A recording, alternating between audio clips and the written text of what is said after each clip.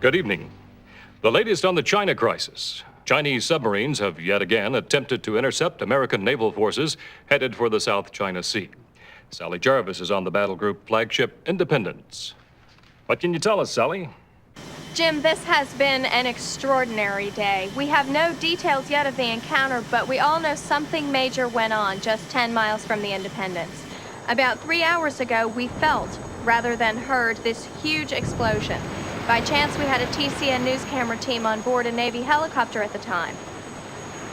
As you can see, that was a big explosion. What was it? No one out here seems to be ready to brief us yet, but from the looks on people's faces, I'd say it was a Chinese sub that was lost, not an American one. Jim, if anyone out there is wondering whether we're at war, the answer seems to be yes. Thank you, Sally. As this crisis turns into a hot shooting war, we are going to be getting regular contributions from a man who knows the Navy inside and out. He is former Chief of Naval Operations, Admiral Jeb Thomas. Admiral, it seems in the limited engagements the U.S. has had thus far with the Chinese, the Americans have come out on top. What can you tell us about how the two forces match up? Is the Chinese Navy a formidable opponent or not?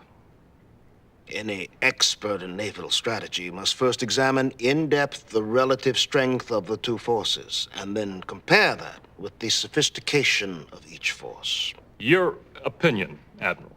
Can they give us a black eye? Well, I must say no. Technology-wise, their submarines have nothing that can combat the likes of, say, the Cheyenne.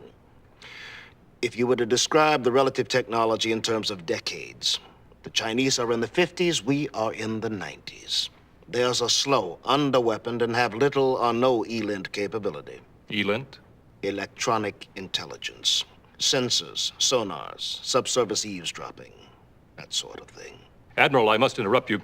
We've been trying to get a satellite connection all day from Beijing. The Chinese government has been making it very difficult.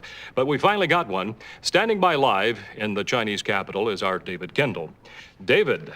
Jim, the People's Liberation Army has mobilized in force to take control of the main access roads into and out of Beijing. It looks quiet here in Tiananmen Square now, but 30 minutes ago, this is what we saw. It happened suddenly, without any warning at all.